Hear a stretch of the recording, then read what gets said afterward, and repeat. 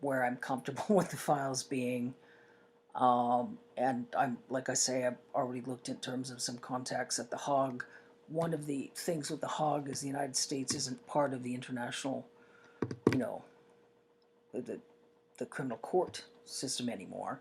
But I know how can Right. still be presented because it is international security issue considering Trump's wreaking this sort of havoc.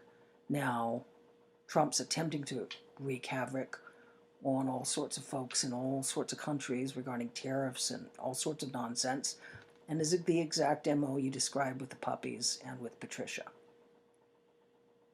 So He does seem to enjoy watching the act of suffering play out. Yeah. In almost any venue that he has any part of. Yeah, and now with immigrations and detentions, disappearances in the United States, again, it's similar.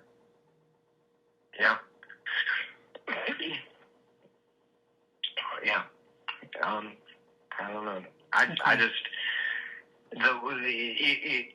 if Trump does one thing that's good for this country, it will be by being such a putrid human being, he will maybe expose much of the corruption around him.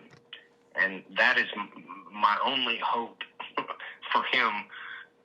Other than that, he serves no positive purpose to mankind. Yeah.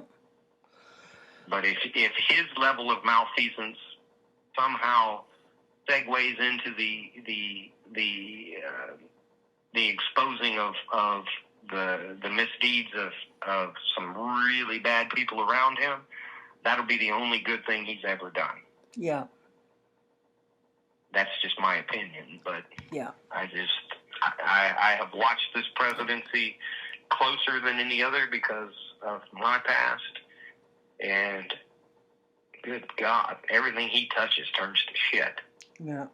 And it seems to be that he turns it to shit in the most callous and horrible way possible for as many people as he can make it that way. Yeah. It's incredible to me that so many people are on board with the suffering of others, and it seems to be the almost the selling point. Yeah. You know, I can remember discussing with somebody the other day, I don't care if somebody's here legally or illegally. At the end of the day, that's still a human being that we're talking about. Now, if this person has gone and murdered people or done something like that, well, then they should answer for it. But every person deserves due process. Every person. And that's the way the Constitution is written. That was the one thing that all 9 Supreme Court justices even agreed on. Mm-hmm. Is that everybody should get due process. Yeah. And so the fact that he is denying people that and trying to convince the masses that certain people do not deserve due process is just alarming to a degree that it actually is shocking to me that it isn't a line in the sand for everybody. I don't understand the reasoning behind some people thinking that because your skin's brown, you don't deserve due process, or because you crossed the border here, which is essentially a civil matter, a speeding ticket type of violation, you know, that somehow now that person deserves to suffer to death. On such a subject, something that I'm simmering with in terms of timing of publishing the files, you know, there's, on one hand, I want to publish sooner than later. But one of my siblings is traveling to the United States this week, and I told her not to travel. I said it was quite urgent not to travel. And she just hasn't read a lot of information. Yeah, I know. And so what I'm thinking, what I'm looking at in terms of logistics, especially since we've, you know, our discussion today, I need to confirm when my sister's traveling and her husband, when they're back in Canada. And I would want to make sure they're back in Canada before I post the audio file, just in case. I don't blame you. You know, because I just don't. I mean, it's one of those things, I want to make sure you're in a safe location. I want to, I have a friend who's retired. He's American. He's worked as a defense attorney, but he lives in Canada now, at least half the year, and he hates Trump. And I got a call into him. He was a defense attorney in the United States, and I want to run through some things with him, see if he has some suggestions just in terms of preparation, in terms of, so we're okay. So if there's a deluge of press, maybe folks will ignore, maybe there'll be a bunch of press contacts.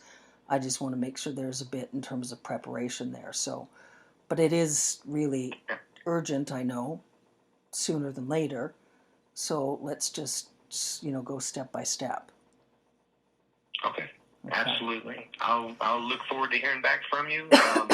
Yeah, and there is one other entity that is right now going through some flight logs,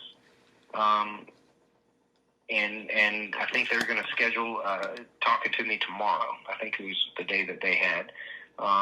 So they are looking for my name and my dad's name in different itineraries to try to piece it together from a different angle. Yeah, and who are the folks you're speaking to there? There, I have the name on there. I don't have it on the top of my head. Hold on. I sent them an email. Let me look at my email. The Crustian Daily ICE list. Okay, that's right. So they're looking through there. Yeah. Okay. Yeah. When you speak to them, maybe just tell them that. Don't mention my name, but just say you're speaking to someone that's helping them that's helping you in terms of court-related, affidavit-related, and that I'm planning on publishing some discussions with us imminently. And if they would, I just want to, I want to make sure that it doesn't get the waters don't get muddied inadvertently.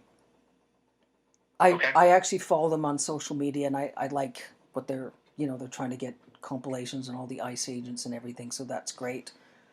But I would appreciate just from, and just a bit more in terms of my background. I've spent lots of time advising folks on a whole range of subjects, and I, have a very specific approach in regards to law enforcement. I'm sort of Clark Kent camouflaged.